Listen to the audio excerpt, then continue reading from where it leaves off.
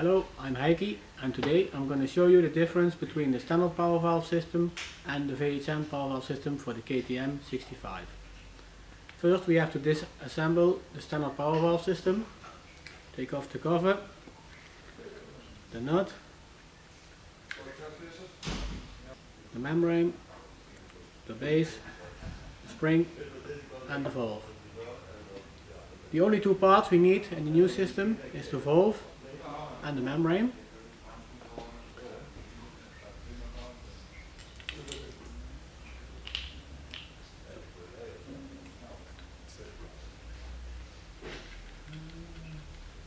As you can see now, there is no spring underneath, it's only on top.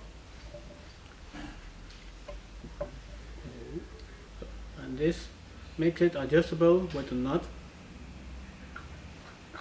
As you can see, the standard situation, if the nut is 1 mm in, this is a soft adjustment which will give the best throttle response. If you want to have more bottom power, you have to turn in the screw a few millimeters.